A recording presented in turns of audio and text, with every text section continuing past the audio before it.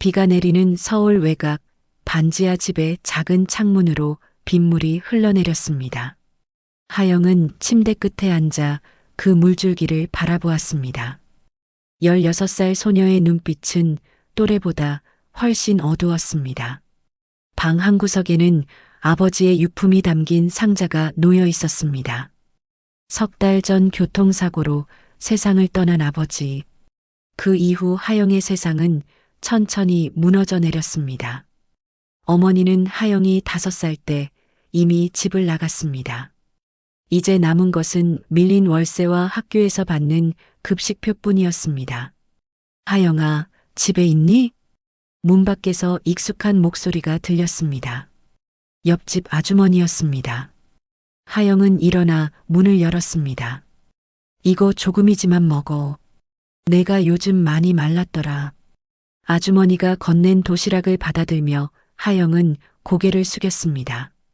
감사합니다. 집주인 아저씨가 또 왔다 갔어. 이번 달 월세 얘기하시던데. 하영은 대답하지 못했습니다. 지난달 월세도 내지 못한 상황이었습니다. 편의점 아르바이트로 버는 돈은 턱없이 부족했습니다. 그날 저녁 하영은 편의점으로 향했습니다.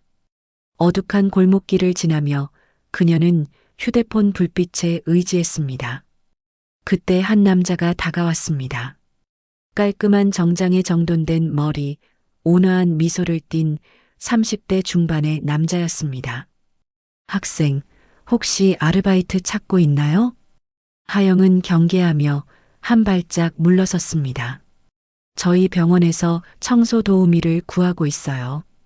시급도 괜찮고 안전한 곳이에요. 남자는 명함을 건넸습니다. 권태진 마이너스 서울 화이트 성형외과 원장이라고 적혀 있었습니다. 생각해 보세요. 연락 기다리겠습니다. 남자는 미소를 지으며 사라졌습니다. 하영은 명함을 주머니에 넣고 편의점으로 들어갔습니다. 밤 11시 아르바이트를 마치고 집으로 돌아오는 길이었습니다. 현관문 앞에 빨간 딱지가 붙어 있었습니다. 전기요금 미납으로 인한 단전 예고 통지서였습니다. 하영은 벽에 기댄 채 무릎을 안았습니다. 그날 밤 하영은 잠들지 못했습니다. 어둠 속에서 천장을 바라보며 그녀는 생각했습니다. 아버지가 살아계셨다면 지금쯤 어땠을까? 어머니가 떠나지 않았다면 이 모든 것이 달랐을까? 새벽 5시 하영은 침대에서 일어났습니다. 주머니에서 명함을 꺼내 한참을 들여다보았습니다. 마음 한구석에서 불안함이 올라왔습니다. 하지만 선택의 여지가 없었습니다. 이대로는 한 달도 버티기 어려웠습니다. 휴대폰을 켜고 명함에 적힌 번호를 입력했습니다. 손가락이 통화 버튼 위에서 떨렸습니다. 하영은 깊게 숨을 들이마셨습니다. 그리고 버튼을 눌렀습니다. 여보세요? 권태진의 목소리가 들렸습니다. 새벽인데도 그는 깨어 있었습니다. 어제 명함 주신 분이시죠? 아르바이트 하고 싶습니다. 아, 그 학생. 잘 생각했어요. 내일 오후 2시에 병원으로 올 수 있나요? 네, 갈 수 있습니다. 통화를 끊고 하영은 창밖을 바라보았습니다. 비는 여전히 내리고 있었습니다. 그녀는 알지 못했습니다. 이 선택이 그녀의 삶을 어떻게 바꿀지, 어둠이 얼마나 깊을 수 있는지.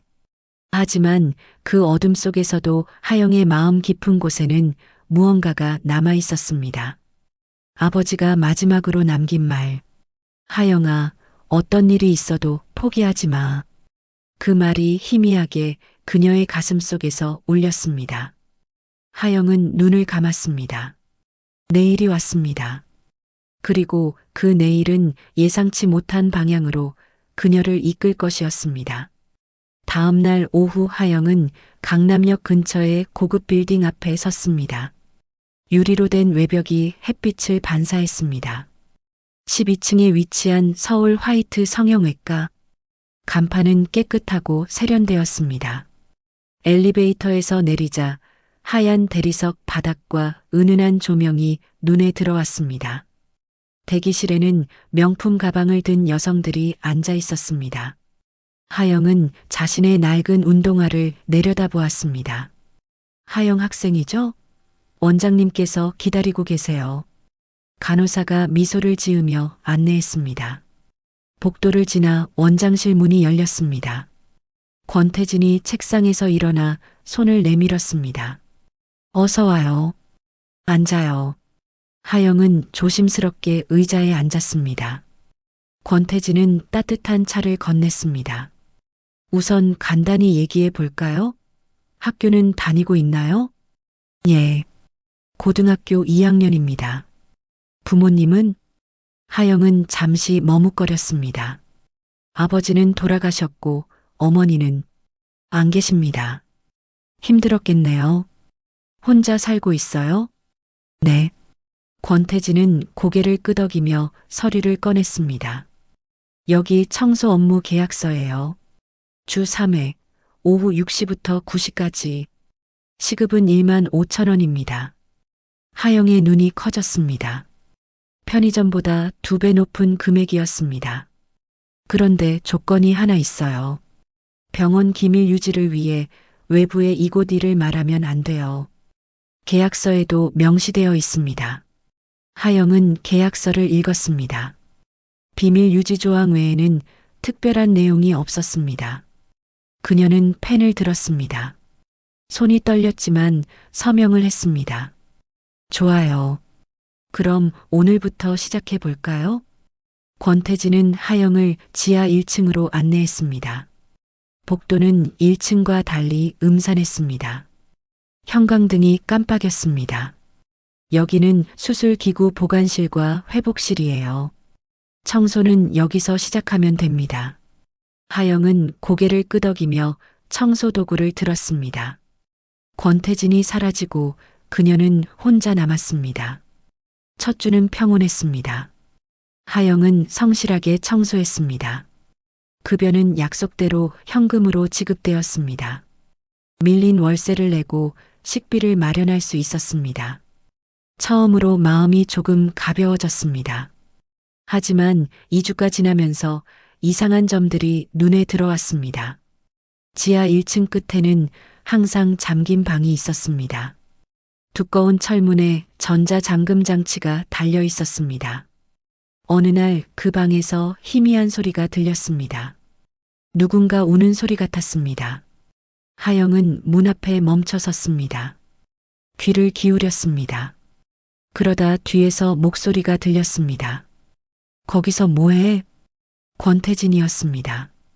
그의 표정은 처음과 달랐습니다. 차갑고 날카로웠습니다. 아, 청소하다가. 저 방은 청소구역이 아니에요. 다시는 가까이 가지 마세요. 하영은 고개를 숙이고 물러났습니다.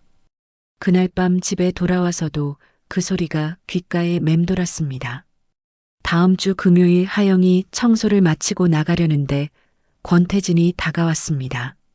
하영 씨, 잠깐 사무실로 올래요? 사무실에는 낯선 남자가 앉아 있었습니다. 값비싼 시계와 반지를 낀 50대 남자였습니다.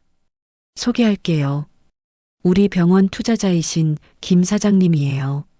김 사장이 하영을 위아래로 훑어보았습니다. 그 시선이 불편했습니다. 예쁘네. 권 원장, 안목이 좋아. 하영 씨 앉아요. 권태진이 의자를 권했습니다. 하영은 본능적으로 거부감이 들었습니다. 저 집에 가야 해서요. 조금만. 좋은 제안이 있어요. 권태진의 목소리가 낮아졌습니다. 그는 봉투를 꺼냈습니다. 이 안에 500만 원이 들어있어요. 한 번만 김 사장님과 식사를 하면 이 돈을 줄게요. 하영의 얼굴이 창백해졌습니다. 저 그런 건 못합니다. 왜? 식사만 하면 돼요. 간단하죠. 죄송합니다. 저 가보겠습니다. 하영이 일어서려는 순간 권태진이 그녀의 팔을 잡았습니다. 앉아요. 그의 목소리는 더 이상 온화하지 않았습니다. 협박과 위협이 담겨 있었습니다. 계약서 기억하죠? 비밀 유지 조항. 여기서 본 것, 들은 것을 밖에 말하면 법적 책임을 지게 돼요. 배상금은 5천만 원이에요. 하영의 심장이 빠르게 뛰었습니다. 저 아무것도 본 게 없는데요. 그래요? 그럼 저 방 앞에서 뭘 들었나요? 권태진이 냉소를 지었습니다. 하영은 말문이 막혔습니다. 선택은 두 가지예요. 협조하거나 경찰에 신고하거나. 근데 신고하면 당신도 공범이 돼요. 미성년자가 이런 곳에서 일한 것 자체가 문제니까. 김 사장이 웃으며 말했습니다. 어린 친구가 겁이 많네. 걱정 마. 다치게 하진 않아. 하영은 문으로 달려갔습니다. 하지만 문은 잠겨 있었습니다. 권태진이 천천히 다가왔습니다. 진정해요. 우리가 나쁜 사람들은 아니에요. 그냥 거래해요. 당신도 돈이 필요하잖아요. 하영은 구석으로 몰렸습니다. 눈물이 흘러내렸습니다. 제발 보내주세요. 생각할 시간을 줄게요. 여기서 하룻밤 지내고 내일 대답해요. 권태진이 다른 방으로 하영을 밀었습니다. 문이 닫히고 잠겼습니다. 작은 방에는 침대와 화장실만 있었습니다. 창문은 없었습니다. 하영은 바닥에 주저앉았습니다. 온몸이 떨렸습니다. 아버지의 얼굴이 떠올랐습니다. 어떤 일이 있어도 포기하지 마. 그 말이 머릿속에서 울렸습니다. 그녀는 눈물을 닦았습니다. 두려웠지만 포기할 수 없었습니다. 이곳에서 나가야 했습니다. 반드시. 하영은 방 안을 살폈습니다. 탈출구를 찾아야 했습니다. 아직 희망은 남아 있었습니다. 희미하지만 분명히. 하영은 잠들지 못했습니다. 형광등이 꺼지지 않는 방에서 그녀는 벽에 기대 앉아 있었습니다. 시간이 얼마나 지났는지 알 수 없었습니다. 휴대폰은 권태진이 빼앗아 갔습니다. 새벽쯤 복도에서 발소리가 들렸습니다. 여러 명이었습니다. 대화 소리가 희미하게 들렸습니다. 이번 주 물건은 3명이야. 다 어리니까 다루기 쉬울 거야. 해외 바이어는 언제 와? 다음 주 수요일. 그때까지 준비 끝내. 발소리가 멀어졌습니다. 하영은 온몸에 소름이 돋았습니다. 물건. 그들은 사람을 물건이라고 불렀습니다. 문이 열렸습니다. 권태진이 들어왔습니다. 손에는 물과 샌드위치가 담긴 쟁반이 있었습니다. 먹어요. 생각은 해봤나요? 하영은 대답하지 않았습니다. 권태진이 한숨을 쉬었습니다. 왜 이렇게 힘들게 해요? 순순히 따르면 다 편한데. 저를 팔려는 거죠? 권태진의 표정이 굳었습니다. 누가 그런 말을 했어요? 복도에서 들었어요. 물건이라고. 해외 바이어라고. 권태진이 쟁반을 던졌습니다. 바닥에 물이 쏟아졌습니다. 엿듣고 있었구나. 그럼 더 이상 선택의 여지가 없네. 그는 문을 쾅 닫고 나갔습니다. 하영은 떨리는 손으로 바닥에 샌드위치를 집었습니다. 먹어야 했습니다. 힘이 있어야 도망칠 수 있었습니다. 이틀이 지났습니다. 하영은 방 안을 계속 관찰했습니다. 환기구가 천장에 있었습니다. 너무 작았습니다. 문은 전자잠금 장치였습니다. 비밀번호를 모르면 열 수 없었습니다. 셋째 날 저녁 간호사가 음식을 가져왔습니다. 그녀는 권태진과 달리 젊었습니다. 얼굴에 피로가 역력했습니다. 먹어. 다음 주면 여기서 나가게 될 거야. 간호사가 쟁반을 놓으려는 순간 하영이 물었습니다. 언니도 이런 일 하는 게 괜찮아요? 간호사의 손이 멈췄습니다. 나도 선택의 여지가 없어. 빚이 있거든. 하지만 이건 범죄예요. 우리 같은 사람들을. 닥쳐. 간호사가 소리쳤습니다. 그러나 그녀의 눈에는 무언가 흔들리는 것이 있었습니다. 미안해. 그냥 나도 어쩔 수 없어. 그녀는 서둘러 방을 나갔습니다. 그날 밤 하영은 계획을 세웠습니다. 다음에 누가 오면 쓰러진 척 하겠습니다. 그들이 가까이 오면 도망치겠습니다. 무모했지만 다른 방법이 없었습니다. 다음 날 오전 문이 열렸습니다. 권태진이 아니었습니다.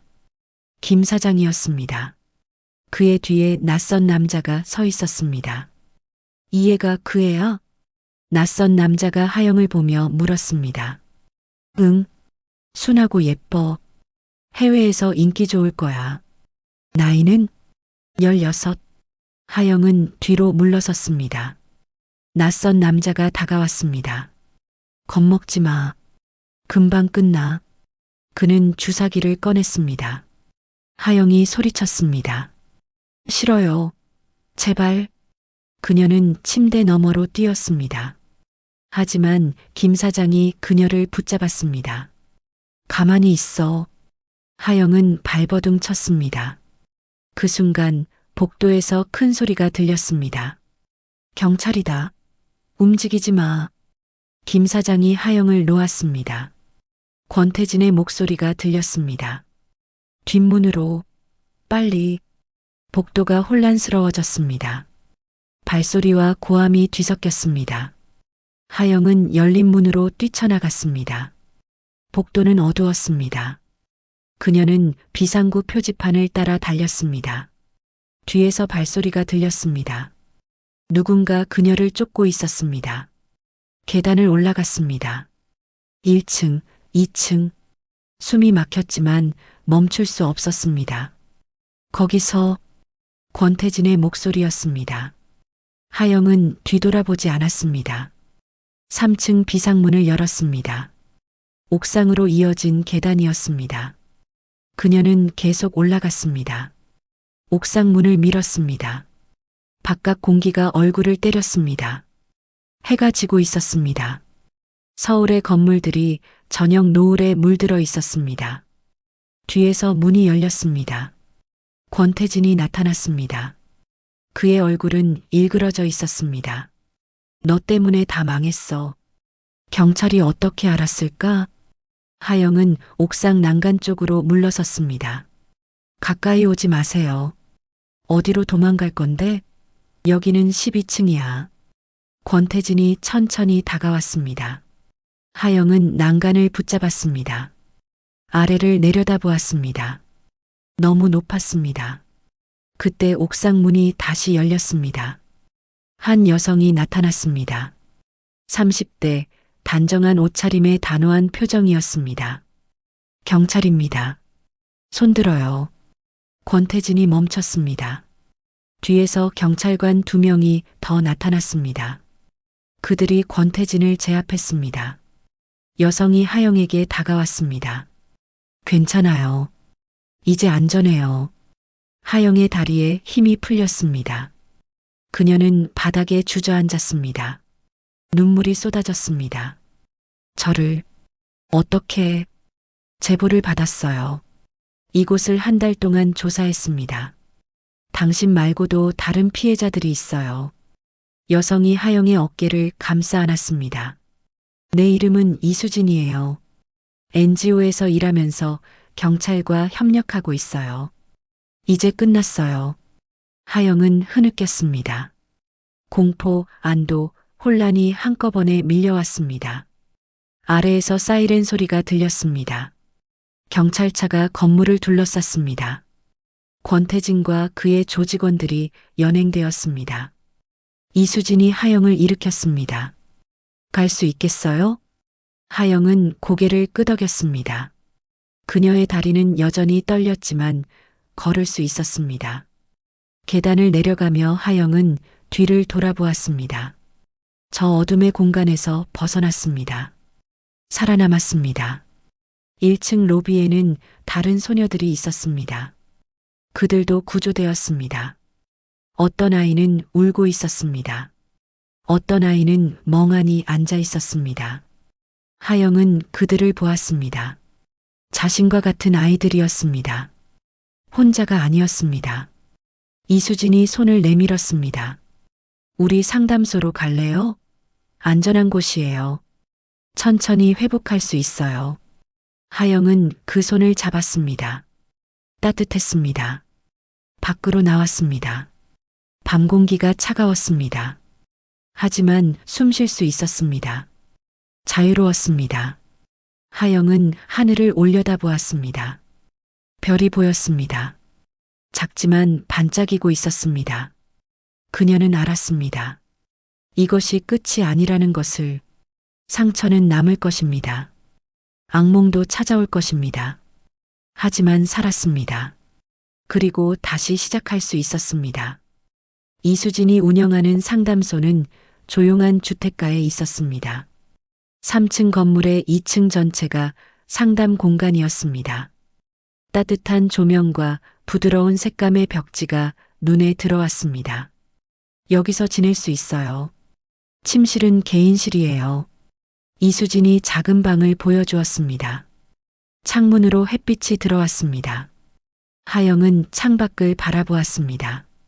반지하가 아니었습니다. 천천히 쉬어요. 배고프면 주방에 음식 있어요. 이수진이 나가고 하영은 침대에 앉았습니다. 부드러운 이불이었습니다. 그녀는 그대로 누웠습니다. 처음으로 안전하다는 느낌이 들었습니다. 잠에서 깨어났을 때는 다음 날 오후였습니다. 14시간을 잤습니다. 문 밖에서 목소리가 들렸습니다. 하영은 조심스럽게 나왔습니다. 거실에 몇 명의 소녀들이 앉아 있었습니다. 모두 10대였습니다. 이수진이 그들과 이야기하고 있었습니다. 하영이구나. 잘 잤어? 이수진이 미소를 지었습니다. 소녀들이 하영을 보았습니다. 경계하는 눈빛이었습니다. 앉아. 소개할게. 여기 있는 친구들도 모두 같은 일을 겪었어. 한 소녀가 먼저 말했습니다. 나는 지민이야. 16살. 민서. 17. 수아. 15. 예린. 16. 하영은 고개를 숙였습니다. 하영이에요. 16살입니다. 침묵이 흘렀습니다. 누구도 더 이상 말하지 않았습니다. 이수진이 차를 따랐습니다. 오늘은 편하게 지내. 내일부터 상담을 시작할 거야. 강제는 아니야. 준비되면 얘기하면 돼. 첫 주는 조용히 지나갔습니다. 하영은 방에만 있었습니다. 밥은 혼자 먹었습니다. 다른 소녀들도 비슷했습니다. 서로 피했습니다. 일주일 후 이수진이 하영의 방을 노크했습니다. 상담 받아볼래요? 하영은 망설이다 고개를 끄덕였습니다. 상담실은 아늑했습니다. 부드러운 소파와 창가에 화분이 있었습니다. 무슨 얘기를 하고 싶어요? 이수진이 물었습니다. 하영은 한참을 침묵했습니다. 제가 잘못한 건가요? 왜 그렇게 생각해요? 제가 돈 때문에 그곳에 갔으니까요. 제가 조심했어야 했는데. 눈물이 흘렀습니다. 이수진이 티슈를 건넸습니다. 하영 씨, 당신 잘못이 아니에요. 절대로. 하지만 가난은 잘못이 아니에요. 살고 싶어 한 것도 잘못이 아니에요. 잘못한 건 당신을 이용한 사람들이에요. 하영은 고개를 들었습니다. 이수진의 눈은 진심이었습니다. 나도 알아요. 그 죄책감, 나도 겪었으니까. 선생님도요? 응. 19살 때 일자리를 찾다가 비슷한 일을 당했어. 탈출했지만 오랫동안 내 탓이라고 생각했지. 하지만 아니었어. 천천히 알게 됐어. 하영은 처음으로 누군가 자신을 이해한다고 느꼈습니다. 상담은 일주일에 2번 이어졌습니다. 조금씩 하영은 자신의 이야기를 꺼냈습니다. 아버지의 죽음, 혼자 남겨진 두려움, 권태진을 만난 날. 한 달 후 이수진이 제안했습니다. 그룹 상담에 참여해 볼래요?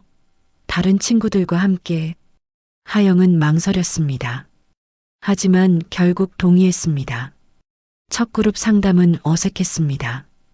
6명이 원형으로 앉았습니다. 아무도 먼저 말하지 않았습니다. 지민이 먼저 입을 열었습니다. 나, 부모님이 빚 때문에 도망갔어. 집주인이 날 팔았어. 목소리가 떨렸습니다. 민서가 말했습니다. 나는 SNS에서 만난 오빠한테 속았어. 좋은 일자리라고 했는데. 한 명씩 이야기를 나눴습니다. 하영도 자신의 이야기를 했습니다. 모두가 들었습니다. 비난하지 않았습니다. 우리 잘못한 거 없어. 수아가 말했습니다. 15살 소녀의 목소리는 단호했습니다. 맞아. 우리 잘못 없어. 예린이 동의했습니다. 처음으로 그들은 서로를 보며 웃었습니다. 쓸쓸하지만 따뜻한 웃음이었습니다. 그 후 변화가 시작되었습니다. 소녀들은 함께 식사했습니다. 거실에서 영화를 봤습니다. 서로의 방을 오갔습니다. 이수진은 다양한 프로그램을 진행했습니다. 미술 치료, 글쓰기 수업, 요가 교실. 하영은 글쓰기를 선택했습니다. 자신의 이야기를 쓰는 건 치유예요. 감정을 밖으로 꺼내는 거죠. 강사가 말했습니다. 하영은 일기를 쓰기 시작했습니다.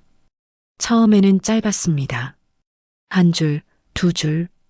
오늘은 햇빛이 따뜻했다. 지민이와 함께 웃었다.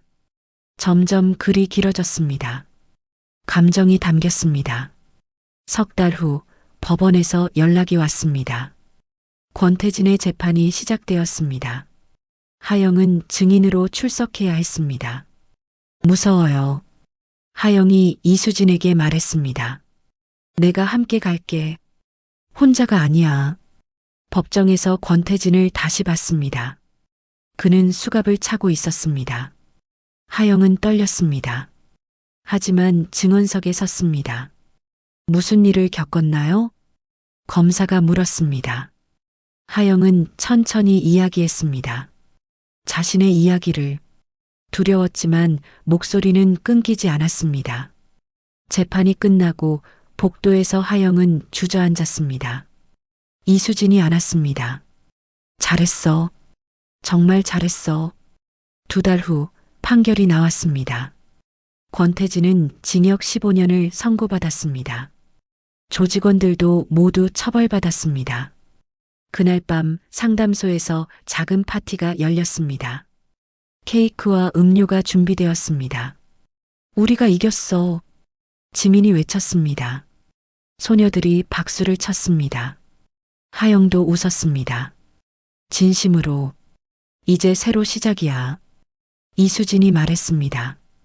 우리는 살아남았어. 그리고 계속 살아갈 거야. 하영은 창밖을 보았습니다. 새벽이 밝아오고 있었습니다. 어둠이 물러가고 빛이 들어왔습니다. 그녀는 알았습니다. 상처는 남아 있었습니다. 아픔도 있었습니다. 하지만 혼자가 아니었습니다.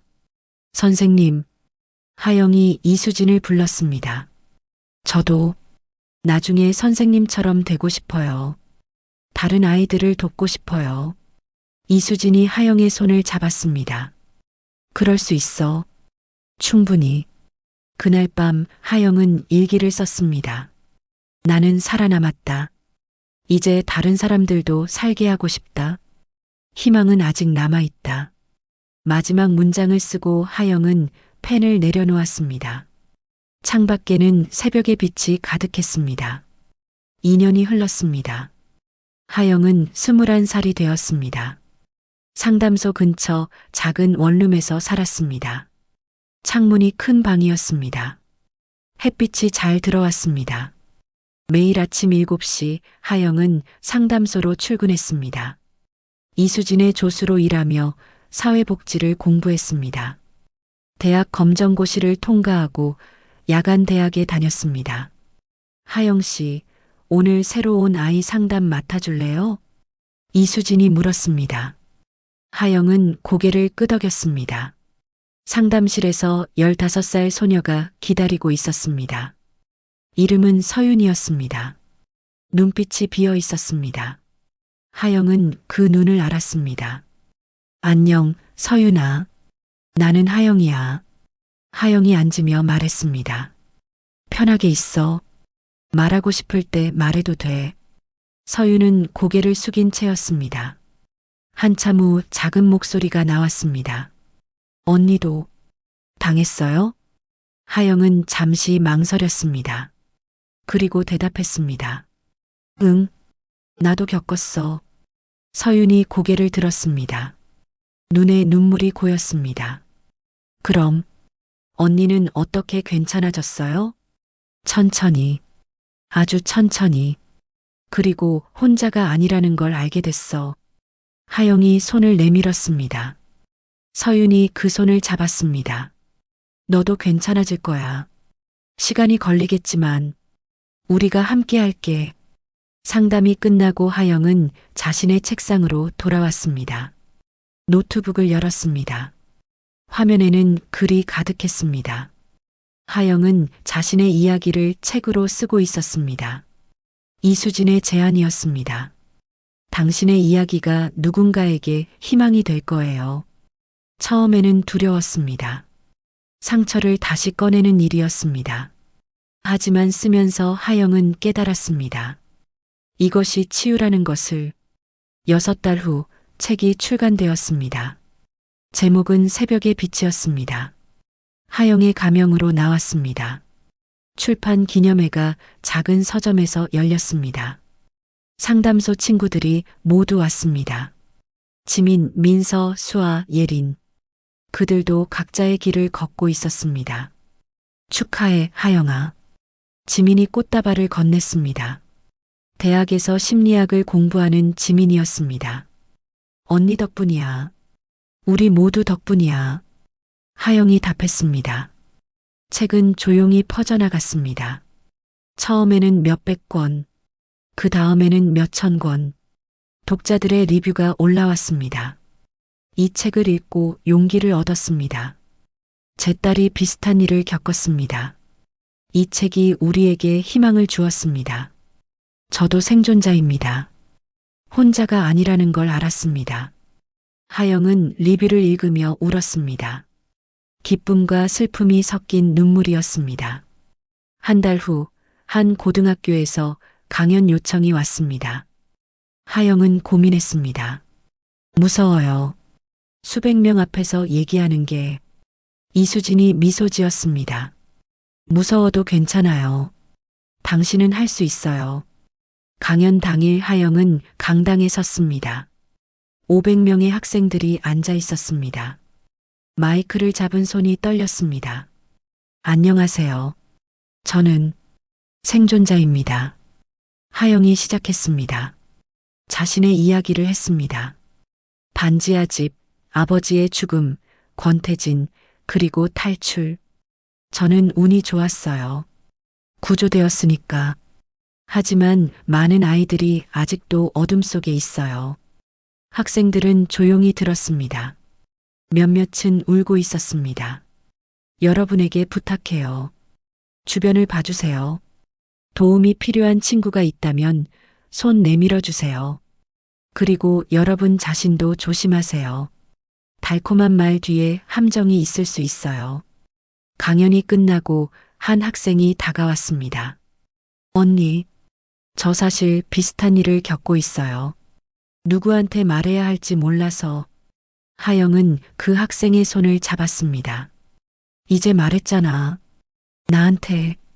우리가 도울게. 그날 하영은 그 학생을 상담소로 데려왔습니다. 이수진이 상담을 시작했습니다. 또 한 명이 구조되었습니다. 1년 후 하영은 이수진과 함께 새로운 프로젝트를 시작했습니다. 청소년들을 위한 긴급 상담 전화였습니다. 24시간 운영되었습니다. 여보세요. 새벽의 빛 상담소입니다. 하영이 전화를 받았습니다. 울음 섞인 목소리가 들렸습니다. 저 도와주세요. 갇혀 있어요. 하영은 침착하게 물었습니다. 괜찮아. 천천히 얘기해.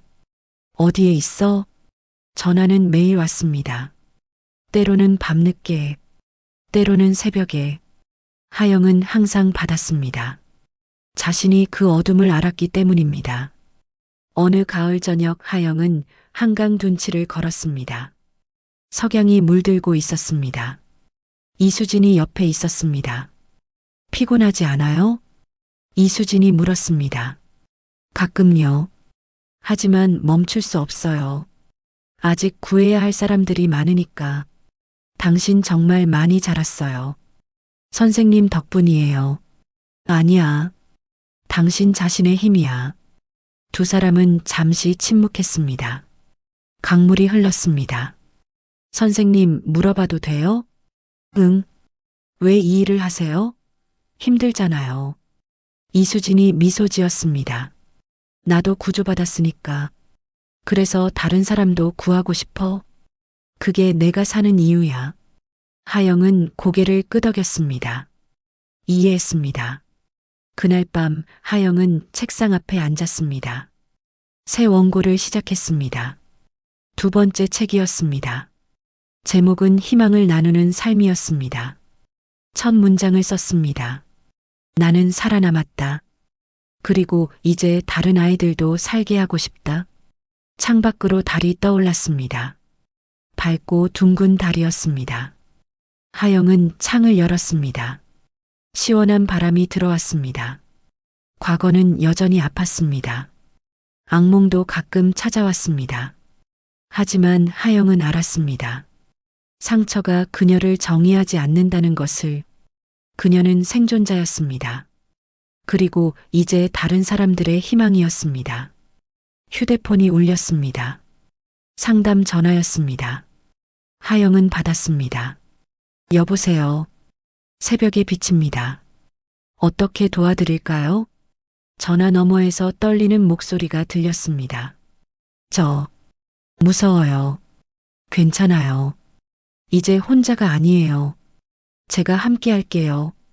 하영의 목소리는 단호하고 따뜻했습니다. 과거의 그녀처럼 무너지는 누군가를 위해 그녀는 여전히 서 있었습니다. 창밖의 달빛이 방을 밝혔습니다. 어둠 속에서도 빛은 있었습니다. 하영이 그 증거였습니다. 그녀는 살았습니다. 그리고 계속 살 것입니다. 다른 아이들도 함께. 새벽은 항상 온다는 것을 하영은 믿었습니다.